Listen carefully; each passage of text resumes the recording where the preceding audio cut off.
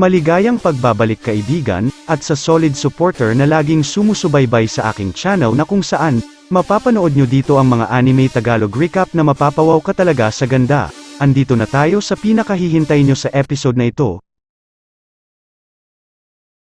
Nagsisimula ang episode 11 ng Liar habang si Hiroto ay bumalik sa laro pagkatapos ng wildcard entry at ang punong guro ay nagplano laban kay Hiroto at Aimei Academy. Tinalakay ni Hiroto ang mga koponan na wala sa ilalim ng kontrol ni Miss Hundred Face at inihahambing nila kung ilan ang laban sa kung ilan ang hindi nasa ilalim ng kanyang kontrol. Sinabi niya sa kanila ang tungkol sa mga ilegal na taktika na ginamit ng dating Seiho Headmaster, Kurohashi, at ang kanyang hindi patas na mga pakinabang. Sinabi niya sa kanila na ang Demon Maiden ay maaari pa rin siyang ibagsak sa kabila ng kanyang 999 na kalusugan. Nagpasya silang talunin si Kurogugi, humingi ng tulong sa kanya, at gumawa ng plano para harapin siya. Nagpasya din silang humingi ng base sa kanilang kaalyado, ang Umi Academy, habang si Hiroto ay nagpasya na kumilos bilang isang decoy upang si Enomoto at Akizuki ay makipagkita sa Umi Academy. Habang nagpapatuloy sila ay naharang sila ng isa pang koponan at Kurogugi.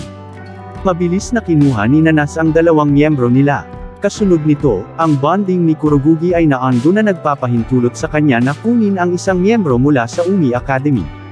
Sinisingil ni Nanas si Kurogugi habang nagpapakawala ng slash si Kurogugi.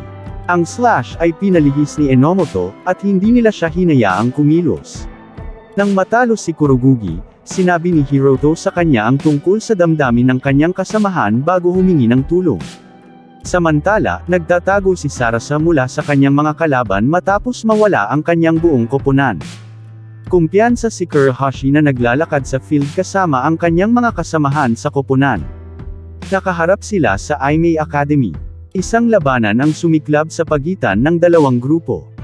Nagpakawala si Kirigaya ng spell na kombinasyon ng iba't ibang spell kay Hiroto ngunit hinarang ni Hameji, si Enomoto ay humakbang sa pagitan upang bilhin si Hiroto ng ilang oras para mag-strategize. Hiniling niya kay Hameji na gamitin ang kanyang kakayahan dahilan upang mawala ang espada ni Kirigaya. Sina Enomoto at Nanes ay umatake sa kalaban na koponan. Sa sandaling iyon ay inalis ni Hiroto ang Minami sa pamamagitan ng pagsasama ng Magic Blast at Sword Flash. Sa sandaling iyon, nagpakawala si Kirigaya ng dobleng espada at inilabas sina Enomoto at Nanes. Inilalagay ni Akizuki ang kanyang sarili laban kay Kirigaya ngunit nauwi rin sa pagtanggal. Gayunpaman, si Kirigaya ay nakulong sa isang kakayahan na naging dahilan upang hindi siya makagalaw. Si Kirigaya ay pumutok din sa bitag at nakabuo ng force field sa paligid niya upang pigilan siya sa pag-atake. Isang sinag ng liwanag ang pumutok sa loob ng force field, at ipinakita ni Kurohashi ang kanyang sarili bilang salarin. Ipinahayag niya ang kanyang debosyon sa Empress at nanumpa na pabagsakin ang Peking Empress. Hinampas ni Kurohashi si Kirigaya. Ngunit bago ito pumasa, ginamit niya ang kanyang huling kakayahan para barilin si Hiroto. Tumalon si Hameji sa pagitan upang iligtas siya. Binaril sa ngalan niya, at naalis. Itinalaga ni Kurohashi ang kapalaran ng kanyang Empress kay Hiroto, na bumaril sa sarili upang maalis. Hinarap ni Sarasa ang kanyang doppelganger at bumagsak pagkatapos ng ilang pag-atake. Sa sandaling iyon, tumalon si Kurogugi at ginamit ang kanyang one-shot kill laban sa doppelganger. Habang umaalis ang usok, lumabas ang doppelganger. Binaril si Kurogugi, at lumapit kay Sarasa.